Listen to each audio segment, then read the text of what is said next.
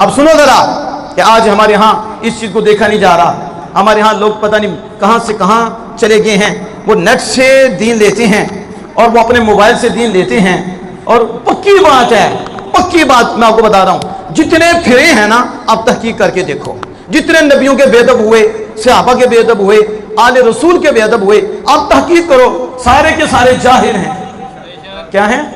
اور وہ ملیں گے جو اپنے پیشواؤں سے دور تھے، علماء سے دور تھے، اولیاء سے دور تھے. یہ لوگ کالجز میں پڑھنے والے، پروفیسروں کے پاس رہنے والے، دین کا پتہ کوئی نہیں. جب انہوں نے گمراہ لوگوں کو سنا، انہوں نے سمجھا یہی دین ہے، اور دین لے کے بھی دین ہو گئے.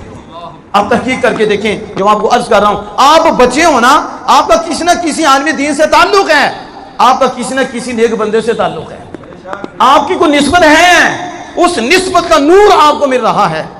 اور بزرگوں کی نگاہیں آپ کے اوپر ہیں، صحبتیں ہیں ان کی، علماء کی، اور علماء سے آپ دین لیتے ہیں. اس لیے اللہ کے فضل و کرم سے آپ بچے ہوئے ہیں. جو بھی پھرا ہے آپ اس کو تحقیق کریں، وہ علماء سے دور ہے. اور پھر اندازہ لگائیں آج کے اس دور میں ایسے ایسے کمینے لوگ پیدا ہوئے. آپ میرے سامنے کھڑا کر لیں ان کو، یہ جو بڑی باتیں کرتے ہیں، انہیں غسل کا بھی صحیح طریقہ نہیں آتا ہوگا. ہم ان کو استنجے کے متعلق پوچھیں گے کہ بتاؤ استنجا کب واجب ہے، استنجا کب واجب ہے، یہ ناپاکی دور کرنا کب فرض ہے، کب واجب ہے، کب استنجا سنت ہے. ہم یہ پوچھیں گے. اسے تو یہ بھی نہیں پتا ہوگا استنجا کب سنت ہے، استنجا کب واجب ہے، کب ضروری ہوتا ہے، ناپاکی اتنی لگ جائے کیا اس کی کیفیت ہے. لیکن اٹھ کے صحابہ پہ بولتا ہے، اٹھ پہ صحابہ بھی اعتراض کرتا ہے، شیر خدا بھی اعتراض کرتا ہے، امامین حسنین کریمین پہ اعتراض کرتا ہے. اور اسے عربی کا ایک قانون بھی نہیں آتا، ایک اصول بھی نہیں آتا.